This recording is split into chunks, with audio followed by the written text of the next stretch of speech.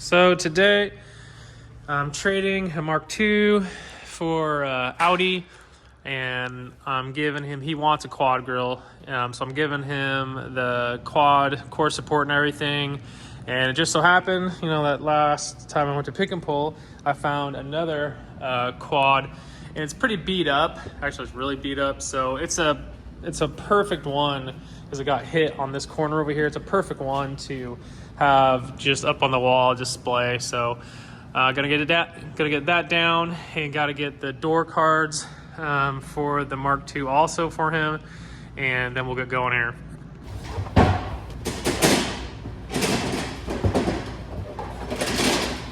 So really nice red stripe door cards. I love the blue pattern here too.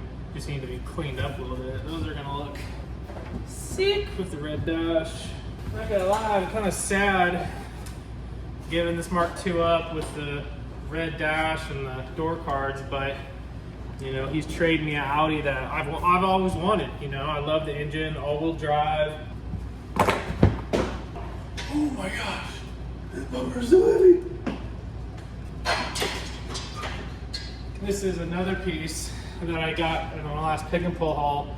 You can check my Instagram for that. I didn't YouTube it, ready to make a video on it, but dude, this is a OEM original from Germany, and it's just, these fit so much better than the just the generic ones. So really happy to have that. Probably gonna go on my red Mark II one day. That's better. Okay, got it down. I'm gonna try to straighten out this one, make it look, probably repaint that, and then I'll put that one up later. But yeah, let's get that in the truck and get going.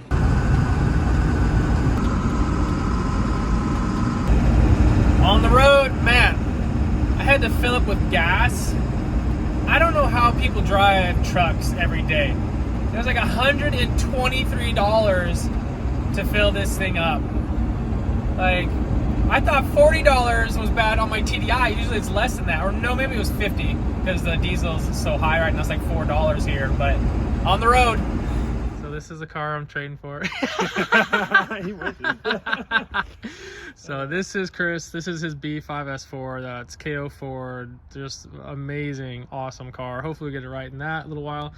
But Mark II, we got it off, and that is the A4 that I'm trading Chris for. He has big plans for this little Mark II, and I would not usually do this with someone, but he's got really cool swap plans for this Mark II, and he's an Audi tech, so he knows a lot about Audis, and I love B5 S4s, and one day I'm gonna have one, so he's gonna be my guy. But this is the car I've actually always wanted, and this blue, I really like this blue, but having a 1.8T and an Audi all-wheel drive, it's so nice to have for just like a car I can daily if I want, or if I want to go up in the snow and play around, or if I go to the mountain, I can have a car that's all-wheel drive. I don't have to, you know, think about it. I don't have to like, oh, do I want to bring my change with my TDI and stuff? So And that's a little funner in the snow all-wheel drive. yeah, exactly. Stage 2. Yep. No, parts getter. That's what it's gonna be. Yeah. See, there's just a parts getter, and he's already using it as a parts getter because we got to get that out. So if you, I don't know who's gonna be watching this. Maybe more Audi guys will, because I don't know about the thumbnail, but all my Volkswagen guys, this is a pretty rare Audi. This green only came on like 58 cars, including automatics and manual. This one's a manual, and it's a salvage title. It's got really, really high miles. So, you know, the swap that he's gonna be doing, it's okay. Okay, I'm saying it's okay. All right. We're gonna try to save this car if possible. Yeah. If possible. If possible. I just need, you know, the subframe, maybe the rear subframe, drive lines, like everything that goes into this car needs to come out of this car for that car. So pretty much we're explaining, he's gonna put this 2.7 in the Quattro system into a Mark II, and it has been somewhat done before online that he's found and I've kind of looked at, but if he is able to get all this in there, it's going to be amazing. So that's what we're doing. That's why I'm swapping this Mark II shell. for the 84, because I mean this is something that I want to see, and you know he's an Audi guy. He knows pretty much everything about these 2.7 engines, and I have everything. And I know everything about the Mark II and the C2 wiring and stuff. So it's like a match made in heaven. Yeah, we both got all the parts for it. So. Yeah, exactly, exactly. So that's trans mounts. So either the axle's gonna sit right here. So either I'm gonna try to use like the OEM mount and go to here, or build like just a plate with a circle tube, right, and then just scoot it forward as far as possible in the, because the Mark II is so tight right there. It's gonna be. So this is the Audi mount that comes off the transmission, and if you, I know all you guys are Volkswagen guys, so this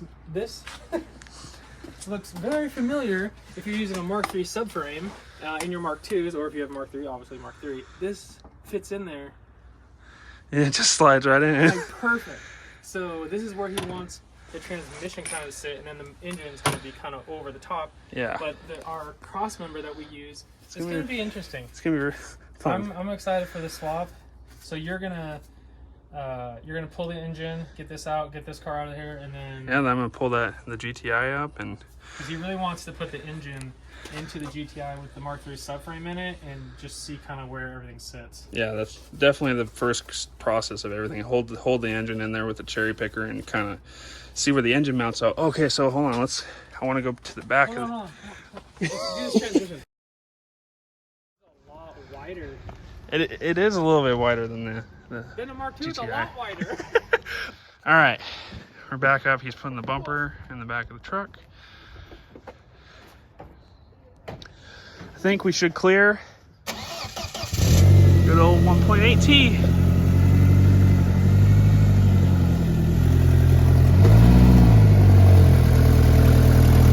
Oh yeah, you're good.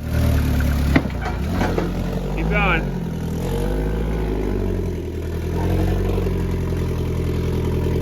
If you want to hop out the window, that's good. You can roll. But yeah. Fuel gauge don't work. Every other gauge works. All the other gauges work. Yep. The fuel gauge sometimes it's iffy, and it will work. Yeah. You got everything out. Yeah, I got everything out of there besides my monster that I'm leaving you. It's a portable speaker for you, dude. Yeah, it has a B7 S4 steering wheel. There's a B5 S4 Plus steering. Like, this thing's pretty cool. It has a lot of like random work done to it because a lot of random parts fit together. And since I work at, well, they know it's just our V-dubs are like Legos. Audi is the same thing. Same thing. That's the other cool part is, like, I was talking to Jake about it. B5 is a really close. It's on the door handle down on the bottom. Yeah, it's automatic. Oh my gosh. All right, we got the A4 on, strapped down, a little bit farther back than I like. No, that actually looks good. So A4 is on. Got a few things to do to that. Probably this weekend, so it's good to go, so I can drive it if I want to go up to the mountain or play around in the snow. So now we're kind of looking at the Mark II because he's kind of explaining what he wants to try to do with the Mark III subframe. And the biggest problem right now, it looks like just the brake booster when the engine is kind of going in transmission. And then I think the bigger problem is going to be after that is I think it's going to be sticking out a little bit too far maybe, but we're not sure. If he gets it stuffed back there enough, it might be just there. So this is the top one is all the engine so you can just rip all that out. Yeah. But the bottom is for the body, and then like don't trash any of this stuff because this is for like the fan. Sure. This fan really easy to hook up and everything like that. That's where that stays. That might not be there because that's the other problem is with the 2.7, it being so far forward, we might not even have room for a radiator, which kind of scares me, to be honest with you. Yeah. I don't want it to become a full race car, but if it comes down to it and I can get it all in there, I might put a cage in there, and because I can already tell you I'm most likely going to have a fuel cell in the back. Yeah, right? yeah, so, for sure. Because with the Quattro rear diff and all that, the Mark II, Mark III tank's not going to fit. Yeah, yep. So that's going to fit back there, and then maybe I'll just have to build a wall and then maybe get some fans in there and put a rear mount radiator in there with the batteries for sure getting rear mounted. Yep. Definitely. bolts for the front cross. Okay, yeah. They're put down here, and you know the bumper is what screws. That I'm planning on possibly somehow putting to right about here, right? Then that's how that 2.7 is going to bolt in. Oh, so you're not going to even use the front cross member? Well, that might be for the snub mount and maybe a radiator if I can get it. So both these holes, I have to build like a little square tube with riv nuts so I could put the bolts, OEM bolts through. Yep. But have those on each side. Dude, yeah, that might be even better because the last bolt is here. Yeah, that might be far forward enough. We just need to either push it out because... A lot of interesting things that are going to be happening when you get that engine in here. So yeah. Well, or the cherry picker holding it, and we can kind of go from there. So, because I've seen a lot of other Mark IIs, people will actually cut them right here at the strut tower, come down, cut out this whole frame rail, and they'll flatten this out and they'll tube chassis front. Because I've seen a V8 swap. I'll put a picture up right here. Yeah, and they do that. So that's another possibility we're thinking about doing. I would really like to keep it as much Mark II as possible, but at the same time, it might have too much torque and might actually not be good. It might actually be better to be, yeah, because the whole trunk on this thing, that's where the spare tire sits. That's all going to get cut out. It's definitely, we have to make room for. Whoa. Wow, those struts are great. So the rear, I've seen a couple pictures online of people doing like, the rally rear subframe, the all-wheel drive Mark IIs in Germany, and they put the holodecks in there. And don't get me wrong, the holodeck is really cool. It's just, it's not true Quattro to me. I'm an Audi technician, I like true Quattros, and this is as true Quattro as you can get. And then as in a Mark II, it's gonna be great. If you don't agree with Chris, comment below. Yeah, comment. Well, okay, I can definitely disagree with the color of the car. This is a very rare car. So we're gonna try to run Audi management all in it. I'm gonna try to put the cluster from this car into there. So if someone has a different Audi manual that they would like to donate so we can save this, let us know in the comments. But it has 6-speed, hopefully. 6. So it needs A4s or 5 speeds. No, S4 is 01E 6-speed. Yeah, I didn't think they go with 5 speeds. Like, yeah, no, this thing runs. It freaking, I don't know if Jake wants to get in there, but he can fire her off. She might have enough juice in the battery. If not, I have the jump box right there. So she... Yes.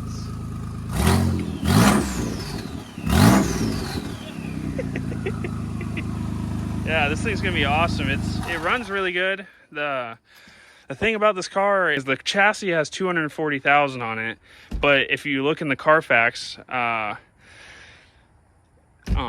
it was an automatic in its beginning life. So someone did a manual swap to it, and then when you look at the engine, it has like junkyard markings on it. So it could be a completely different engine for all I know. This is a stock KO3. That's what's on that green car over there. This is what's on this car, a Borg Warner KO4. This is one of my shot ones, you can tell because the blades are gone. Jeez, what the heck? This thing only has 150 miles on it. How are the blades? Why do they look like that? It's my engine got something in the intake and it sucked it in and chewed my fins up. Wow. So, I actually have another set of turbos. I don't know where they are. They might be in the garage somewhere, but they're called Franken turbos. Yeah. They're F21s. Yep. So they're slightly bigger than the KO4, and that's what's going into the GTI. Oh my gosh. So we're gonna have a slightly faster version of this car, but in the GTI. Well, it's probably gonna be with the Quattro system in it. I'd say roughly like 2,600 pounds. I was gonna say 25. Yeah. It's still, she's a, yeah. And I got the Euro plate for this one. Yeah. Just got that on. That was pretty cool. When this car is clean, it looks really good. Really dirty. I had to go pull it out for Jake. He hasn't rode in the car yet, and it was put away for the winter time because it only has 130,000 on it. So I didn't want to mess it up in the snow. Let's shut all this up and go for a ride. And we're back in the garage. Got it home. Got it off the trailer. So yeah, so now I'm gonna replace the crank pulley and put the snub nose back on. And I just got it in here. I didn't even really listen to it. We had to change coil packs, so I have a few coils that might be misfiring. I'm not sure. I didn't even listen to it. Maybe it's fine. Bumper's pretty much gone, so I'll probably be looking for a new bumper. But yeah, I'm super stoked. I've always wanted a car like this, so yeah. That's gonna be the end of this video. It's gonna be a wild video. I'm just gonna let it roll. It's gonna be long. We talked about a whole bunch of stuff. I'm just gonna put it all in there. I'm not gonna barely edit anything out. Hopefully you guys enjoy it. I'll see you next video.